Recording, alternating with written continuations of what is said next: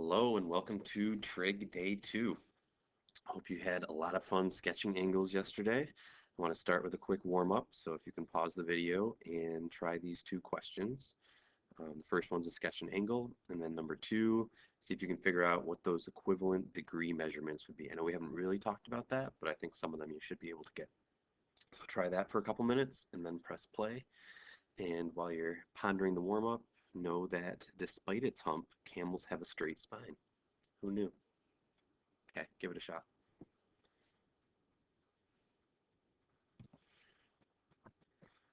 Okay, hopefully if you're watching this part of the video, you've just tried that warm up. Let's see where 17 pi over 6 is. So just like yesterday, I'm always going to want you to label the quadrants. So this is 0, this would be pi over 2 up here, this is pi, we got 3 pi over 2 over here, and then all the way around we know is 2 pi. Now if I want to go 17 pi over 6, I'm over 6, I want to think of pi as what? 6 pi over 6. And if I get to 2 pi, that would be 12 pi over 6. We got to go all the way to 17. So that means I'm going all the way around and then some. So think about 6 pizza slices up here, another 6 to get to 12. I go around a second time, what's another 6 going to be? 6, 12, 18. So this would be 18 pi over 6 my second time around. And 17 pi over 6 is just one less than that. So that means you went all the way around and then back to quadrant 2. So that's what your angle should look like. All right, now when we say state the equivalent degree measurements, a few of these you should know just because of how I have you label all these. What's pi in degrees? Well, pi is in the same spot as 180. Let's skip over to pi over 2. That'd be 90. 3 pi over 2, 270. And 2 pi is 180. What about these middle ones? Anyone get those? Well, pi over 3, you can kind of use the fact that pi is 180. If pi over 3 means I take that 0 to 180 section and chop it up into 3 slices, 1 pi over 3 would be how many degrees? Well, 180 divided by 3 is 60, so it would be 60 degrees. Similarly, what would pi over 6 be? 30. And pi over 4? If you divide the 180 divided into 4 slices, it'd be 45. So these are kind of the main angles that you need to kind of just know just by looking at them. I think most people know pi and the quadrantals, those are fine. Pi over 4 is easy to remember because the 4's are the same. Over 4, 45. 30 and 60 kind of flip-flop. So the 6, pi over 6 goes with 60, and the 3, pi over 3 goes with 30. You'll see why I'm talking about that in the notes. But before we get to the notes, a couple homework questions people wanted to go over. Most of your homeworks looked great. Stuff like 7 and 9 always give people trouble just because they're so easy. If I wanted to do pi over 4, well, if you think about what I just showed you, pi over 4 is the same as what degree? Remember, over 4, the 4 matched up, means 45. But if I was doing it the way I did yesterday, I would want to think of pi as 4 pi over 4. And pi over 4 is like 1 pi over 4. So is 1 pi over 4 closer to 0 or 4? Well, 1 is closer to 0 than 4, so that's why I know I am in quadrant 1.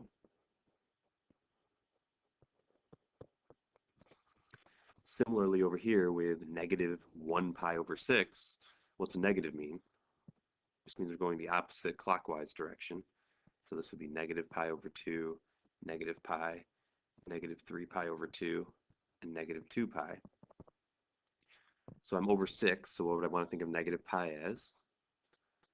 Negative 6 pi over 6. And just like I talked about a second ago, this is negative 1 pi over 6. So is that closer to 0 or negative 6 pi over 6? 1's closer to 0 than negative 6. That means I'm in quadrant 4. Because since it's negative, I'm going clockwise around. So it's like a quadrant 1 angle, but it ends up in quadrant 4 because we're going clockwise. Okay, on the back, again, most of these looked really well, or really good. Number 15, kind of a tricky one. 0, pi over 2, pi, 3 pi over 2, and 2 pi. What do you want to think of over 3? So pi would be 3 pi over 3. What would 2 pi be? Again, if you don't get this still, here's 3, add another 3, you get to 6, so 6 pi over 3. We got to go all the way to 11. So 3, 6, another 3 is 9. Still need more. Another 3 would be 12. And 11 is just 1 less than 12. We're in quadrant 4. We went all the way around and then almost all the way around again to end up in quadrant 4. All right, and the last two questions I want to go over are the multiple choice. When drawn in standard position, just like we draw all of them, which the following angle is coterminal to one that measures 130. Now again, what's coterminal mean? Coterminal means you just end in the same spot as where you started. So if this is 0, 90, 180, 270, and 360, whereas 130, obviously in quadrant 2, like that, you need to have an angle that ends looking like that. So negative 70, I can say right away is out, because what quadrant would that be in? 4, because this is 0, negative 90. So that's not coterminal, because it's not even in the right quadrant. If I want to figure out where 430 is, we want to subtract 360, and we see that it's like 70. So again, that can't be coterminal, because 70 would be in quadrant 1. About 850. That one goes around a couple times. So subtract 360, we get to 490. Subtract 360 again, 130. So 850 is like 130. It just goes around twice to get there. So it is going to be in quadrant 2, just like the one we wanted. It just goes around and around to there. But that is coterminal. And then number 20, which the following when drawn in standard position would not be coterminal with 270. So 270 we know is a quadrantal. It is this quadrantal right here. So negative 90, that's also straight down. So that's coterminal. 990 I'd have to check. So 990 minus 360, still too big, minus 360, 270. So that's obviously coterminal. Oops, sorry, not that one.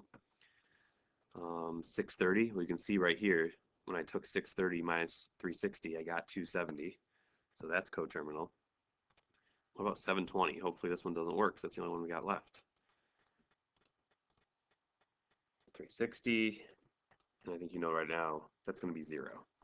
So 720 is like 0 degrees, just goes around twice.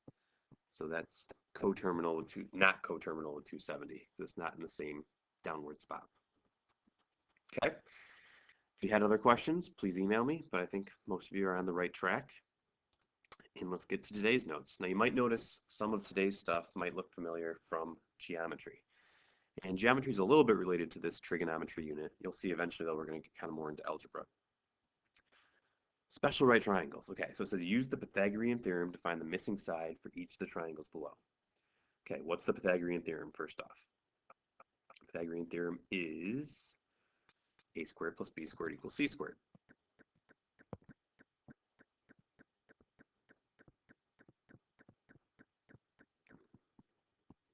Okay, so that only works with right triangles. What you have to remember about a Pythagorean theorem is if this is a, b, and c, c has to be what side? The hypotenuse. So the side across from the right triangle or right angle. So Pythagorean theorem is only good for right triangles, and that's mostly what we're going to be talking about in this unit is right triangle trigonometry. Okay, so if this is 1 and this is 1, and I wanted to find the other side, I could say 1 squared plus 1 squared equals c squared, because this is the hypotenuse, so that has to be on the right. 1 plus 1 is 2. 2 equals c squared. And all year, whenever you take a square root, I say you have to do plus or minus. For today, we're just going to talk about these as lengths of triangles. So for today, we can just talk about this as positive. So this is positive radical 2. How about if this was 2 and 2? Okay, so let's do 2 squared plus 2 squared equals c squared. That's 4 plus 4, so 8 equals c squared. So c is radical 8, which I could leave like that, but how does radical 8 break down? Well, that's just the same as radical 4 times 2. Radical 4 is 2, so this is 2 radical 2. So we still have that radical 2 like we had the first time, but there's a 2 on it as well. What if it was 5 and 5? 5 squared plus 5 squared equals c squared. 25 plus 25 is 50. And radical 50, how's that break down? Think of a perfect square that goes into it. Right, 25 times 2, so that's 5 radical 2. So what did you notice about all those hypotenuses, or hypotenuse? They all had a radical 2 on it. What was the number with it? It ended up being the same as the numbers out front. These were 2, that's 2. These were 5, that's 5. Here I didn't write anything, but what number could be out front? Yeah, 1. So if I jump down to this section in general, let's say I have an isosceles triangle. Isosceles means that the two legs are the same. Isosceles right triangle. So if that's x and x, using what we just did, what do you think the hypotenuse would be? It's whatever those x's are with a radical 2 tacked on. So this would be x radical 2. Okay, now let's talk about angles for a second. What do you know about the 3 angles in a triangle? What do they have to add to? They have to add to 180. What do you know about this angle? Well, that's 90. So how much is left for these two angles? 180 minus 90 is 90. And since these are all isosceles triangles, they have to be equal, this angle and this angle. So if there's 90 left over for these two angles and they have to be equal, that means they both have to be 45. So in all of these isosceles right triangles, we usually call them 45, 45, 90 triangles because those angles have to both be 45. So you can for sure, even on this one, fill in 45 and 45. Now, it's going to be important to be able to know what that is in radians also. Think back to the warm-up. 45. 45 is what radian? I'm accentuating the 4 because it's pi over 4. So 45, just know that that's pi over 4. Okay, let's do the other type of special triangle. If this side's 1 and this side's radical 3, again, I want the hypotenuse. So I'm solving for c. So 1 squared plus radical 3 squared equals c squared. What's radical 3 squared? The square and the square root cancels, so that's just 3. So 3 plus 1 is 4 equals c squared, which means c is 2. Okay, how about this one? 2 squared plus, putting this in parentheses, 2 radical 3 squared equals c squared. Think about it. What is 2 radical 3 squared? Number in mind? I'll show you on the calculator. If you put it in parentheses, the calculator will do it correctly. It's 12. How is it 12? Well, it squares both of these. 2 squared is 4. Radical 3 squared, there's just 3. So 4 times 3, that's where the 12 comes from. So anyway, this is 12 plus 4. So it's 16 equals c squared, which means c is 4. Okay, so this one was 2. This one was 4. Look at the other sides. Think how they might relate. And guess what this is going to be? Well, let's see. This is 5 squared plus 5 radical 3 squared equals c squared. Think again, what would 5 radical 3 squared be? It's 25 times 3, so that's 75 plus 25 is 100. So c is that what you thought? 10? Okay, so let's make a general case. If this side is x, and the longer side, has a radical 3 tacked onto it, the number in front of it is the same as the number on this side. So this is 1 radical 3, this is 2 radical 3, this is 5 radical 3. So I'd call this whatever x is, radical 3. What's the hypotenuse come out to be? Well, how is it related to that x? Double it. So this would be 2x. Okay, now in terms of angles, this one might not be as obvious. Again, it's a right triangle. This is 90, so there's 90 left over. This angle is going to be smaller than this angle because radical 3 is bigger than 1. So it turns out that if you used a protractor and really tried to measure these would always be 30.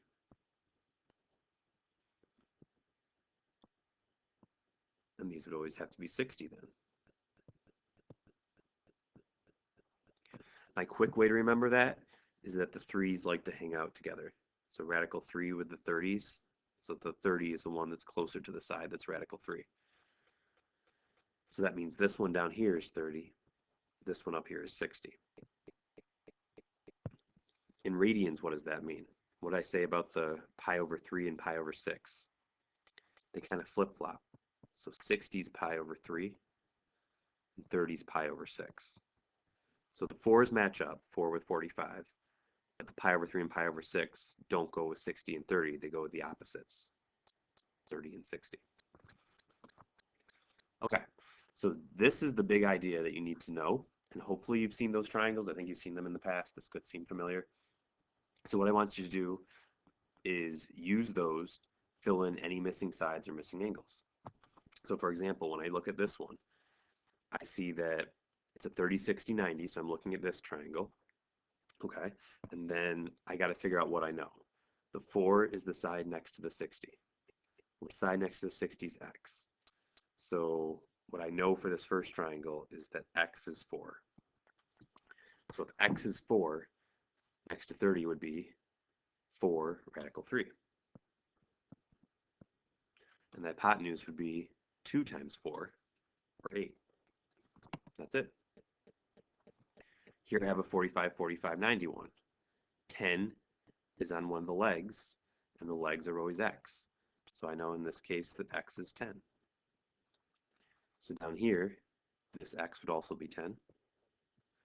And this side that's x radical 2 would be, if x is 10, 10 radical 2.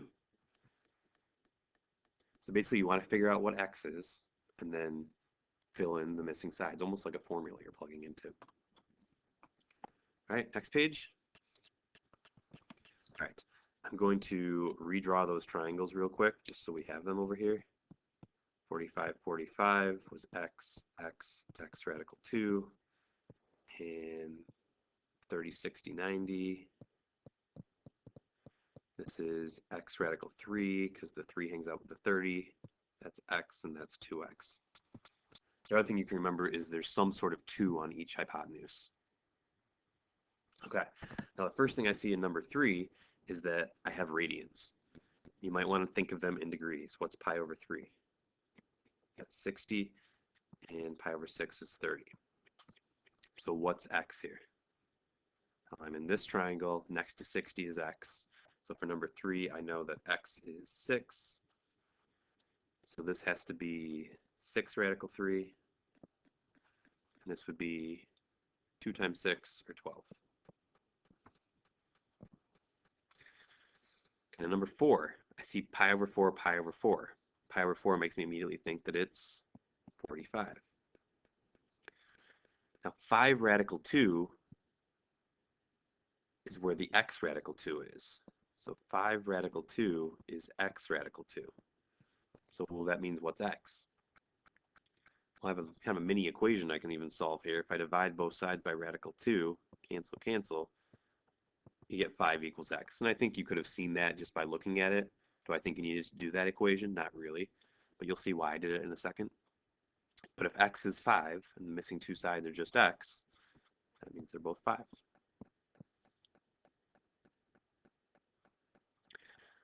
Okay, 30, 60, 90 again. I see the 16 that's on the hypotenuse. And the hypotenuse of that triangle is what? 2x. So I kind of have an equation again. 2x equals 16. That means x is 8. So if x is 8, the side next to 60 should be 8. The side next to 30 should be 8 radical 3 because x is 8. Okay, now could you have done all of this without making these little equations? Sure. And if you can just look at the triangles and you're fast enough that you know, I don't need to see that. But number 6 is why I've been showing it to you. I have 45, 45, 90 again. I have the hypotenuse, and that's 7, but is that x? No. 7 is x radical 2. So here's where I would use that equation, because now if I want to solve for x, I got to get rid of that radical 2. What could I do? Well, you could divide or square both sides because you think that gets rid of a radical. But if I really want to get rid of the radical and the 2, I need to divide by it. So I have 7 over radical 2 equals x. Now another thing I want to talk about is simplest radical form. And that's not something we've talked much about this year, I don't think. Simplest radical form is just another way to write radicals where the radical isn't in the denominator. And when you're checking answers, that's usually how I'm going to write things, because it's kind of just a math convention. So if I don't want this bottom to be a radical, but I want to keep this overall value the same, what I can do is not square top and bottom, but multiply it by radical 2 over radical 2. Now why is that keeping the value the same? Because this is really just multiplying by 1. And why is it going to get rid of the radical? Because it still is essentially squaring the bottom. Radical 2 times radical 2 is what? It's radical 2 squared, which is just 2. Or you can think of it as radical 4, which comes down to 2 also. But the top doesn't go away. It stays 7 radical 2. And that's what x is. So if that's x, these other two sides are 7 radical 2 over 2 and 7 radical 2 over 2. That trips people up usually. So if you want to rewind the video 20 seconds and watch that again and make sure you understand that, it might be a good idea. Okay, let's finish these off. 30, 60, 90. 15 is on the hypotenuse. The hypotenuse is what? It's 2x. So if 2x equals 15, x is, you can either say 15 over 2 or 17.5, either way. But the side next to 60 would be 15 over 2, and the side next to 30 would be 15 over 2 radical 3. Pi over 4, pi over 4, what's that? 45. And 3 on the hypotenuse is x radical 2, so this is just like number 6 again. So I want to get x alone, divide by radical 2. So now x is alone. If you want to write this in simplest radical form, multiply top and bottom by radical 2. It ends up being 3 radical 2 over 2. So both these sides are going to be 3 radical 2 over 2. Now the more you do those, you might kind of notice a pattern with those as well. And if you can skip right to that, I'm fine with that too. Just make sure you understand where it comes from. Now this one doesn't have any angles, so maybe you should figure that out first. If two sides are exactly the same, 2 and 2, what would the angles both be?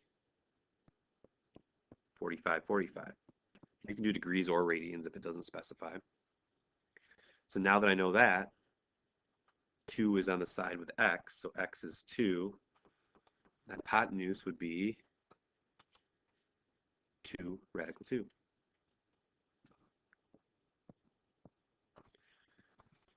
Okay, I see 6 and 6 radical 3. If I see a radical 3, what do I know hangs out next to radical 3? 30. So this is 60. So what would x be? X is the side next to 60, so that's 6. So what's this hypotenuse? There's always some sort of 2 involved. That's 2x.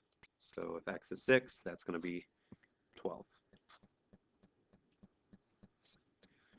This is 1 and 2. Is that 30-60 or is it 45-45?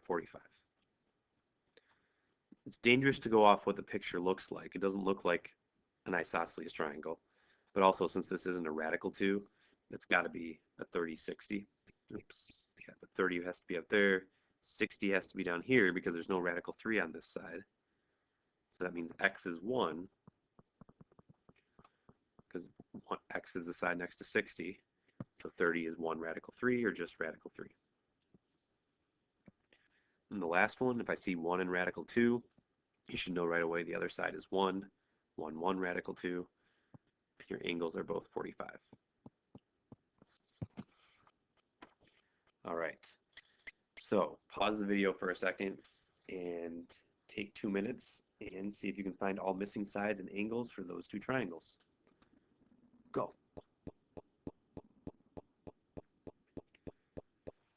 All right, hopefully you've had a chance to try those, so let's fill it out.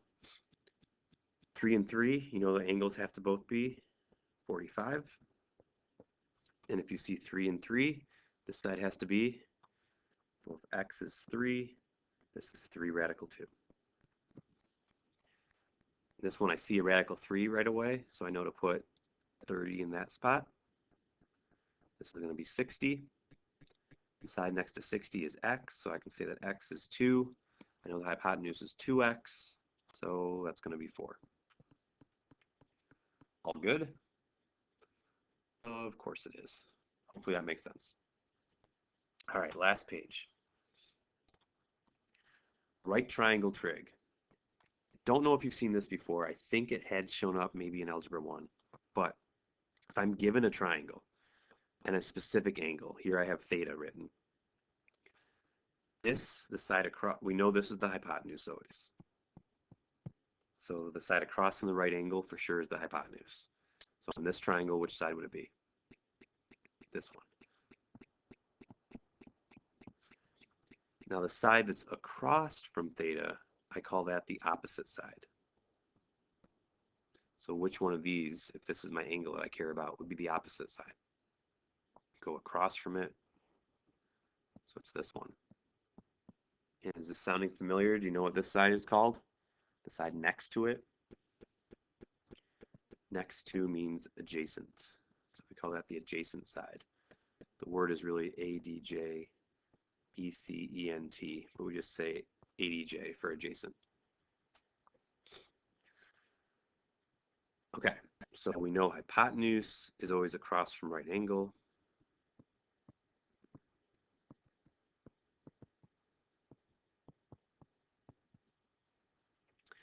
And now we have these things called sine, cosine, and tangent.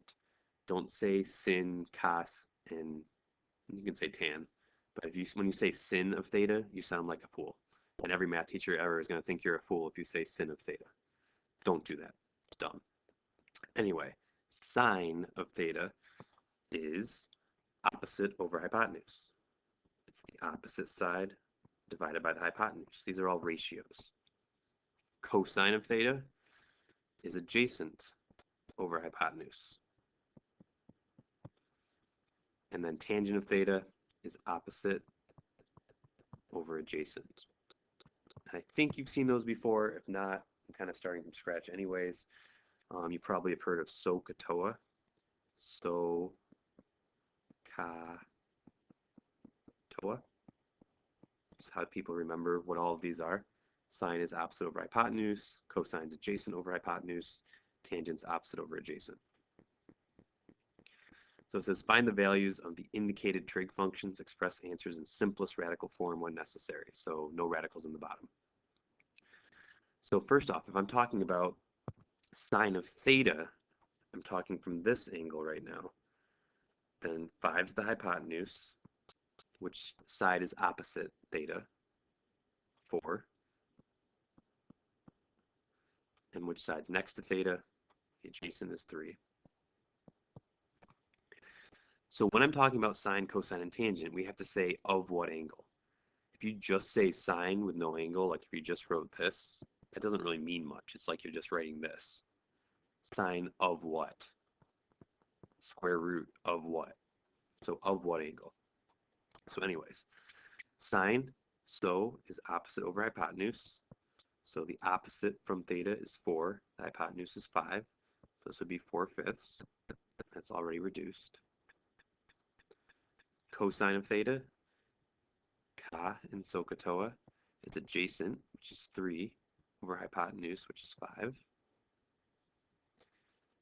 And tangent of theta, the oa in SOHCAHTOA, opposite is 4, hypotenuse is 5.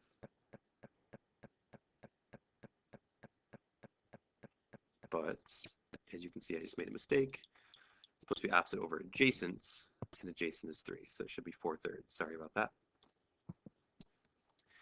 All right, now I'm going to erase. I know you can't. But now I'm not talking about theta anymore. I'm talking about, this is the Greek letter alpha. Looks like a fish. So now this is my side.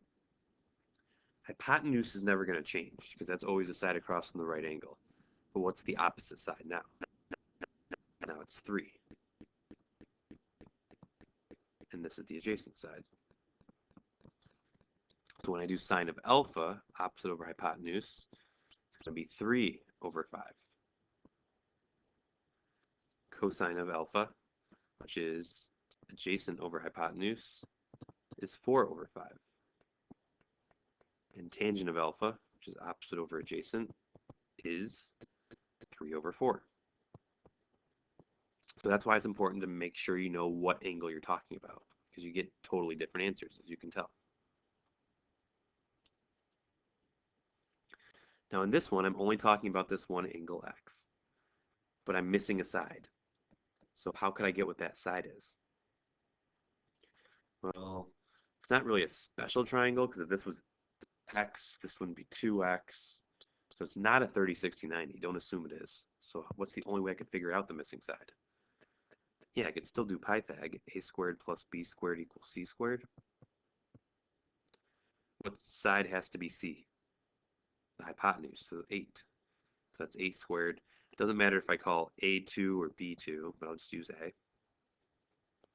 So 4 plus b squared equals 64, which means b squared is 60. Just talking about lengths today, so just worry about the positive. B is radical 60. Does that break down at all? You have a perfect square that goes into 60. 4 times 15. So this is 2 radical 15.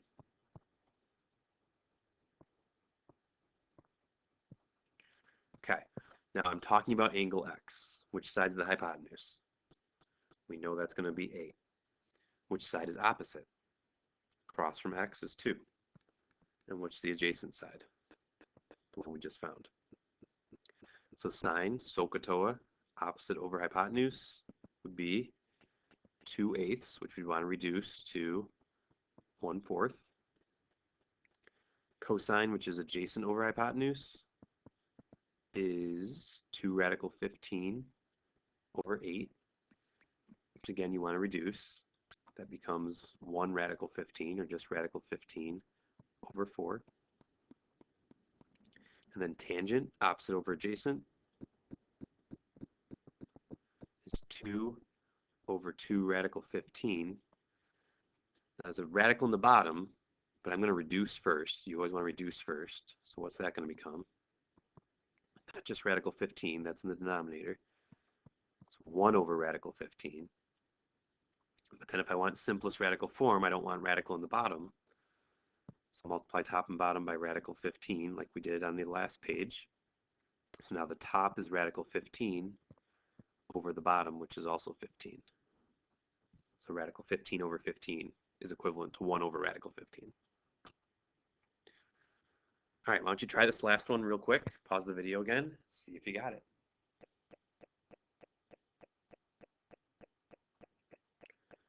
All right, so if you're watching this, hopefully you've tried it. You got to find the missing side by Pythag again. What side does C have to be? 4. Can make radical 7 A or B, it doesn't matter. So what's radical 7 squared? 7 plus b squared equals 16.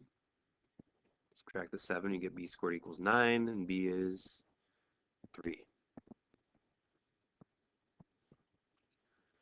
Okay, so then if this is our angle, we already know 4 is the hypotenuse, 3 is the opposite, radical 7 is adjacent.